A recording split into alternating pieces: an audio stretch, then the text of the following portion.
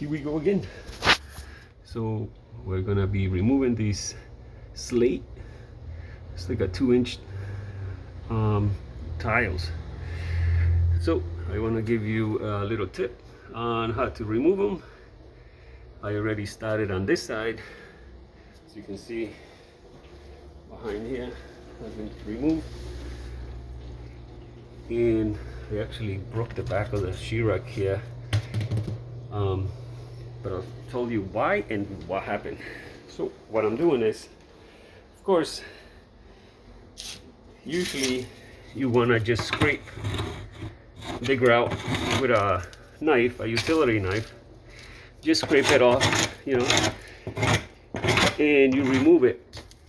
But this grout, I sealed it with grout sealer, so it wouldn't get dirty and it was easier to clean. So I actually sealed it before, and believe it or not, this is about 10 years ago, and it still looks really nice and clean, but it's time for a change. So of course I wasn't gonna use a utility knife because it was taking longer, so I grabbed my Dremel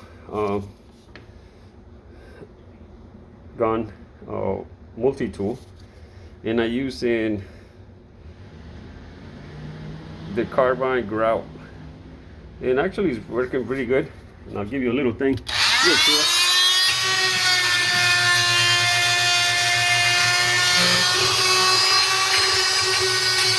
So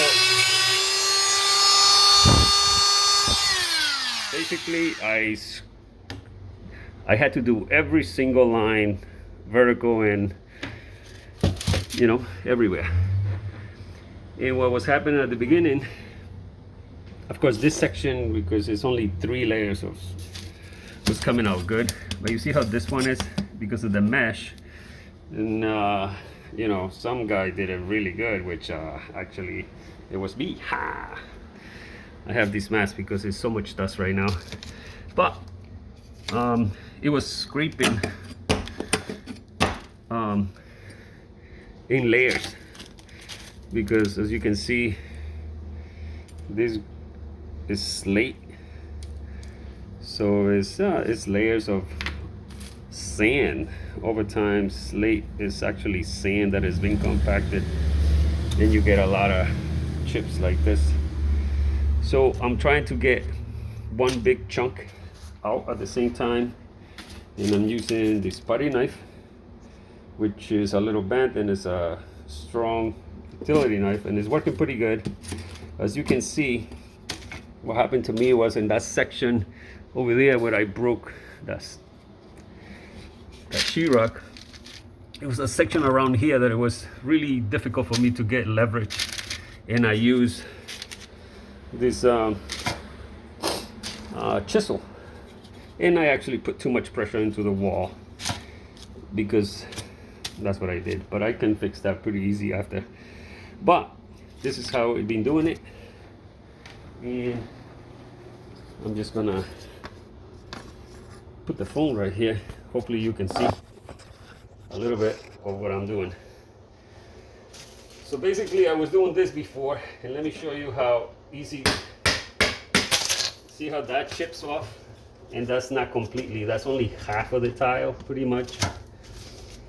So it's easier to do it with this big chisel or putty knife.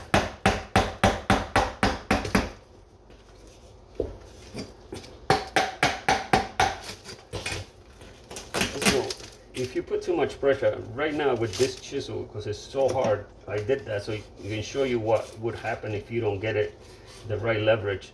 I broke the sheetrock here. So what I'm doing is actually chipping it almost 3/4 of the tile. You see, this is one that came out, but this is like 3/4 of it, and that way you're not gonna put too much pressure into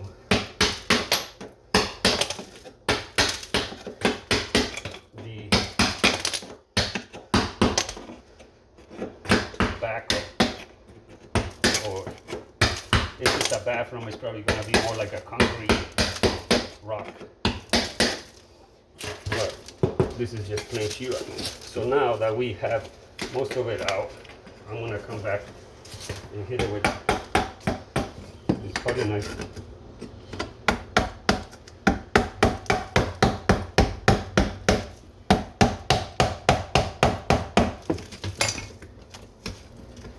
And this sheetrock really is broken. It's probably from before. But you see, after, because these tiles came in a mesh of 1x1 squares, meaning 1 foot. You see, really tight. But once you get a good section,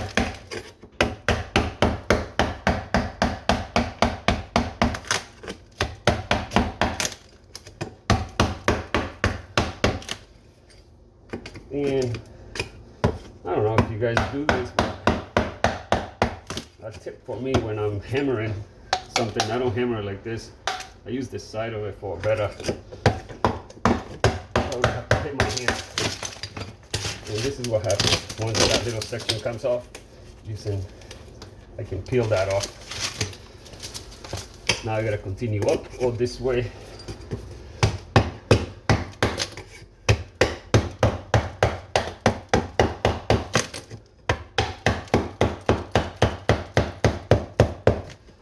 Make sure you have at least an inch of the putty knife in before you pull up, because if you just do like 1/4 of an inch or less than 1/2 an inch, you're gonna rip the sheetrock. Okay, so that's basically what it is. We gotta clean it up and continue, and I will show you what happens after. Okay, peace.